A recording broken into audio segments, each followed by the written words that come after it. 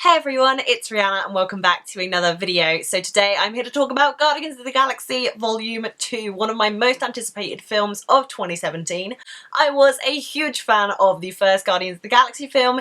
It was the first kind of Marvel film that took a lot of risks with what it was doing as a superhero film. Obviously it's a superhero Marvel film that takes place in the outer space galaxy, so there was a lot of fun that Marvel could have with this movie and with these characters. So I couldn't wait to see what happened to them in their next saga. So this is a spoiler-free movie review. I will purely be reviewing the film as I haven't read the comics. Do I ever read the comics? No.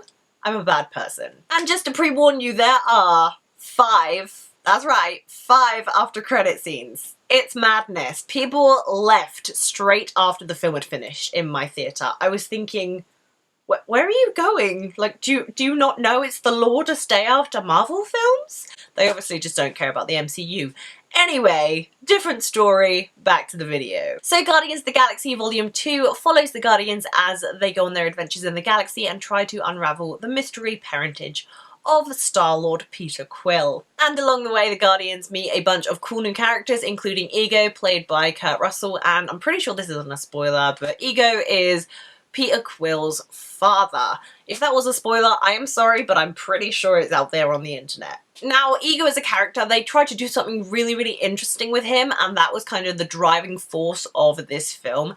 And while I think it worked in some ways, I think other plot devices in the film really brought it down. There are 2 kind of main plot devices in Guardians of the Galaxy Volume 2, and one of them works really well and could work really well on its own.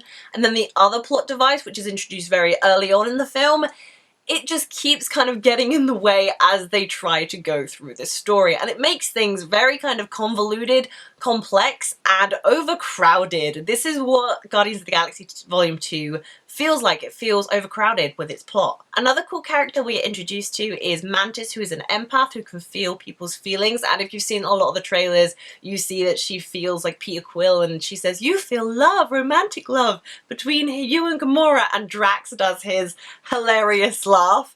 Honestly, Drax stole a lot of this film with that hilarious laugh of Dave Bautista. He just knocks it out of the park. He's so funny. And while we have new characters, we also have the old gang back. We obviously have the Guardians. We have Peter Quill, Gamora, Groot, who is now Baby Groot, who is just adorable.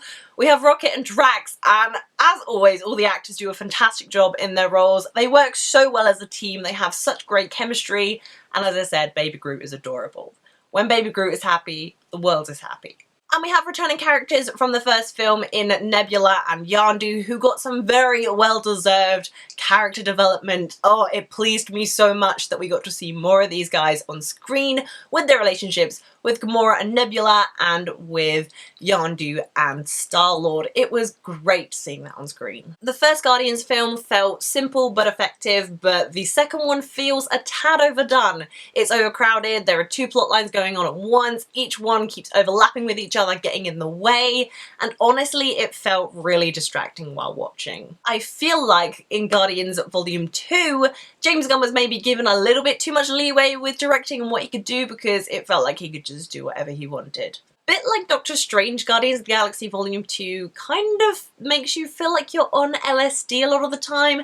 There is a lot of pretty colours and a lot of special effects, and while there are some really cool, badass action sequences that I really liked, a lot of the time I was just distracted by the pretty colours. It was a lot to process. I love the comedy of the first Guardians of the Galaxy film, but when you have sequels you kind of need to learn to take a film a little bit more seriously, and it was very comedy focused in Guardians of the Galaxy Volume 2. I won't deny that I laughed. I found it hilarious. I love Drax's laugh, as I said, but I feel like they needed to take it down a notch comedy-wise and kind of have a more serious approach to what was going to happen in these next films. 2 things that are very consistent between the first Guardians of the Galaxy movie and the second one is its visual style and its music. The visual style here, as I said, there's a lot of pretty colours, a lot of great effects. It's very consistent. The styling of James Gunn is still there, and obviously the music in Volume 2 is great. I love the soundtrack. I love the 80s and the 70s music. It just works so well with outer space battles. Who didn't think of this before? This film was one of my most anticipated of 2017, and I can honestly say I'm slightly disappointed. I feel like they tried to introduce too many things at once, and it caused quite a mess. As cool as it is that they're setting up for future films and future characters, I feel like they should have just eased in things one at a time. But hey ho, I'm not James Gunn, I'm not Marvel, I'm not the filmmaker. Guardians of the Galaxy Volume 2 is a great blockbuster. It has great action sequences, it's funny, the characters you know and love are back to save the day, but here, the plot just ain't that great. I'm obviously still looking forward to more Guardians films and to see when they join the Avengers in Infinity Wars. I just feel like Volume 2 of Guardians of the Galaxy could have been so much more. So those were my thoughts on Guardians of the Galaxy Volume 2. If you guys have seen the film, let me know what you thought of it down below in the comments, but please try and be spoiler free. And if you like this review, please be sure to give it a thumbs up. And if you haven't already, please subscribe to my channel. I'll be doing lots more TV reviews and movie reviews for you guys very, very soon. And if you want to follow me on social media, my Twitter, Facebook, Instagram, and Letterboxd will be down below in the description if you want to come follow me. Thank you guys so much for watching. I'll see you very soon. Bye!